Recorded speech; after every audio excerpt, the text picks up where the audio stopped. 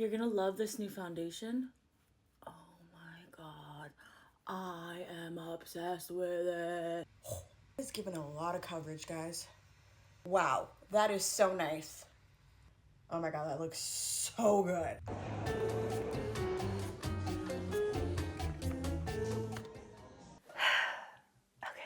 I've been influenced. I admit I'm a sucker. And I bought the damn foundation.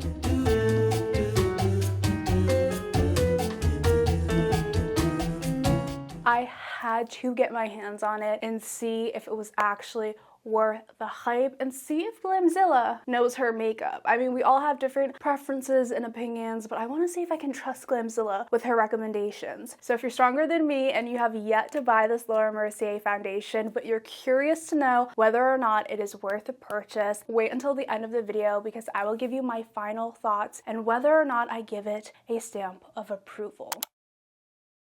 First things first, a TikTok video can only tell you so much about the foundation, so I do want to go over some of the major claims, and they are major claims. It reminds me a lot of the Estee Lauder foundation, so if you like that foundation, there's a chance that you might like this one. It is supposed to be a really weightless foundation. It's medium coverage, natural finish, waterproof, and up to 12 hours of fade-proof wear. This formula is also supposed to be non-comedogenic for all skin types apparently, even sensitive skin. I'm not trying to be cynical, but as an acne-prone girl myself, I sometimes can't trust these reviews. Let me show you guys what this looks like in different lighting though. Here's away from the ring light. You can instantly see how that texture pops up a lot more now. And here's some good old bathroom lighting. I always find that this gives the most realistic look on how the makeup is sitting on the skin. And they even mentioned that it's supposed to be hydrating. Laura Mercier definitely has some big shoes to fill, so let's move on to the application and the shade match. Underneath the foundation, all I'm gonna wear is sunscreen. This is the Madagascar Centella SPF 50 Plus sunscreen. This usually works with any foundation I apply on, so I'm just gonna do the 3-finger method. Head it into the skin. I am going to go in with more of a dense foundation brush. I'm not going to use a sponge just because this is more of a like liquidy thin formula, so I don't want it to soak up all of the product. The brush I'm using today is the Morphe V102 brush. I always get questions on these. If you see anything in my videos with a black handle, it's from Morphe, and I'll link them in the description with my affiliate link where I do earn a small commission if you're interested in purchasing with that. The last time I tried this foundation, my main problem was that it was really oily and greasy on the skin. This is really greasy for me, and even though it's lightweight, I don't like the feeling on my face, and it seems to just be breaking up around like pores. I did not like it at all because of that reason, so I'm gonna make sure to shake this up just to, you know, confirm that it's not user error. I have the shade 3N1 Buff, and this is honestly a really good shade match. One pump gets you about this much product. You can't control how much you get with this pump. Dab that in, and let's do the whole one swipe method.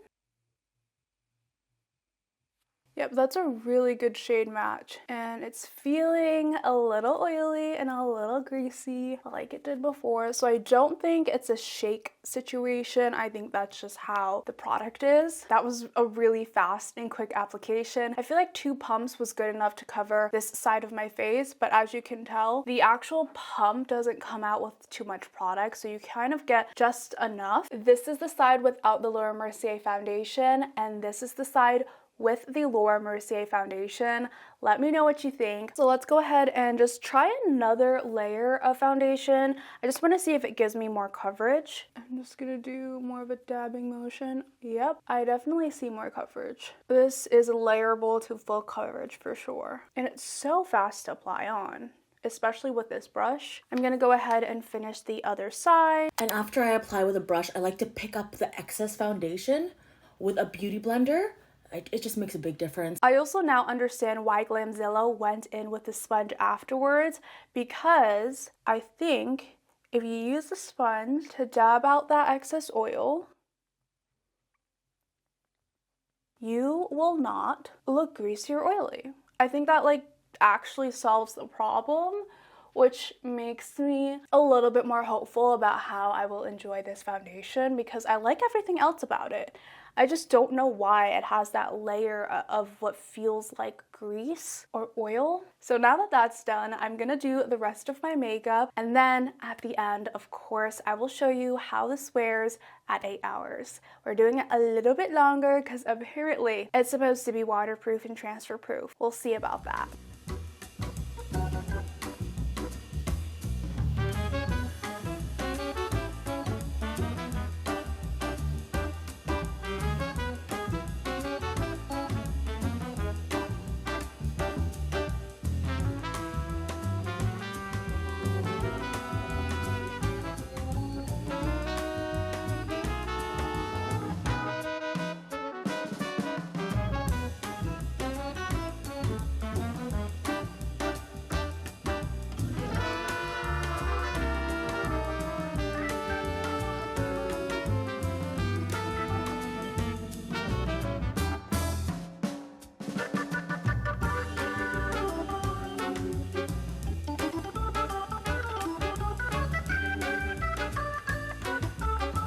So let's take a quick look at how the foundation looks under different lighting.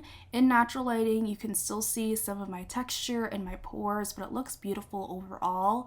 And in artificial and vanity lighting, it really blurs out the pores. And this is what I mean when I say that it looks beautiful on camera, especially in camera lighting. In the bathroom, you can really see all of my pores and how it sits on certain texture on my skin. And overhead lighting is always the worst just because the quality is so bad. So it's currently 8:16 and it's been about 8 hours since I had my makeup on. It's that time of day where I just feel really tired and I cannot wait to take this off. I just feel like I look oily, that's it. And if that's the worst part of a foundation, it's a good foundation for me because almost every foundation makes me oily by the end of the day. This is a little bit more oil than I'm used to. I also had to blot throughout the day with a blotting powder. So, you know, if you have oily skin and you hate looking like this and you have a foundation that doesn't make you look like this by the end of the day, then stick with that one if you don't like this look and don't want to bother blotting your face. But if you care about the fact that it's long lasting, it's transfer proof, and if you can find a good shade match, I think this is a pretty good foundation. You're just gonna have to, you know, blot in the T-zones. And if you take a little look closer around my pores and my T-zone, I think because I'm oily here, I don't really see my makeup like really coming off or transferring in gross ways. My makeup is really intact. And I'm also just using my fingers to press on my face. And there's very minimal to like no transfer at all. I'm assuming some of the transfer is from my powder, but my makeup is intact. Even the chin, I'm surprised the chin didn't rub off because I was drinking water. I was like leaning, you know, on my face. I really like the way that this looks. I mean, the downside is I think that this makes me more oily than Estee Lauder. I'm gonna have to put them to a test. But in terms of, you know, the longevity and the transfer proof aspects of things, I think it looks really good. First of all, it's $48, which for me is pretty pricey for a foundation. As I'm filming this video, I realized that Laura Mercier raised their prices to $52 because 2 weeks ago I went into Sephora, I bought the foundation, and I'm pretty sure I paid $48, and now on most of the websites it's $52, but on some websites like Nordstrom or Revolve, you can still get it for $48.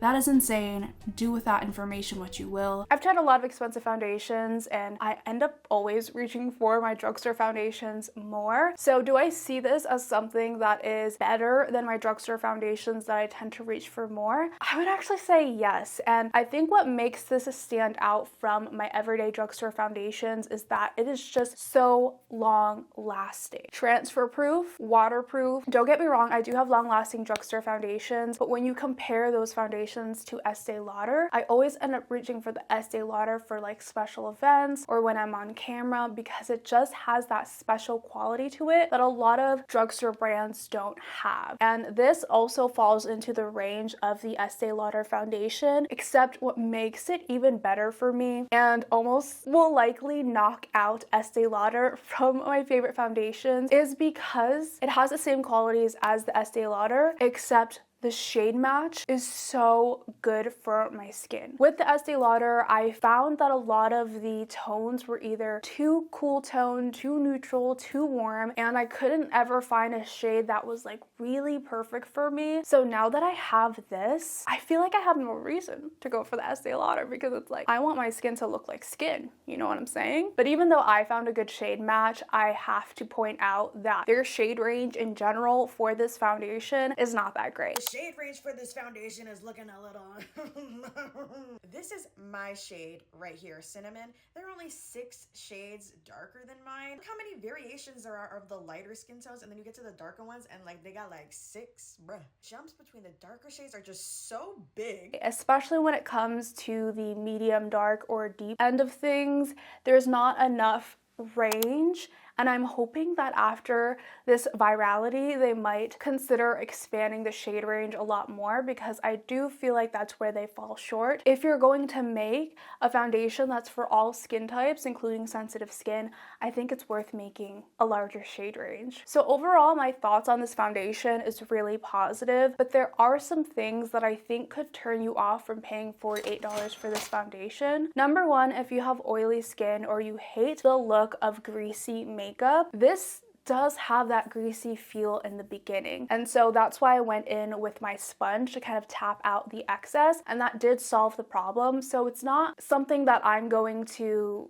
disapprove of because you can make it work and it's not too much extra work. But if you hate that and you feel like spending $48 on a foundation isn't worth it to have to do that, then take a pass. For me personally, I don't mind it, and it ended up looking really nice once I did the rest of my makeup, so it doesn't bother me and it doesn't continue to feel greasy or oily throughout the day. It actually kind of feels like I have nothing on my skin throughout the day, which is the whole point of this foundation. So just keep that in mind. It might turn you off to have that like really oily, greasy feel. Also, the smell kind of smells a little bit oily. It kind of smells like a clean beauty foundation, if you know what I'm saying. Like kind of close to the sense of Say products. And if you hate that smell, that kind of smells a little bit rancid, you might hate this smell too. But I don't smell it while on my skin, so it doesn't turn me off either. And lastly, they do say that this foundation is hydrating. I would disagree, only because once it sets on the skin and once you apply on powder, it's not like when I use like tinted moisturizers or moisturizing skin tints. I do not get the same finish and look. If I apply on too much powder on top of this, it will not look glowy or hydrating. It will be dry and cakey, so I have to be very careful with how much powder I apply with this foundation. Keep that in mind if you have dry skin, but again, I think that if you prep your skin well, hydrate your skin before you apply this on, and just beware of how much powder you use, this is a good foundation for dry skin too. So that is the true tea. It is a good foundation. Glamzilla did not do us dirty this time. I am so happy that I purchased this. I think it's gonna be my new event on camera foundation because just the shade match is so perfect and the formula is very similar to the Estee Lauder foundation. So if you like that one, I think you'll like this one if you're able to find your shade. I will be giving this my stamp of approval for acne-prone, textured, oily skin. Let me know in the comments below if you decided to purchase, try this, or pass on it. I would love to hear your opinions and thoughts. Don't forget to give this video a thumbs up if you found it helpful, and subscribe if you're new to my channel. I have so many more makeup reviews and shopping videos. You can click on one of the videos somewhere on the screen. But as always, I'll catch you on the flip side.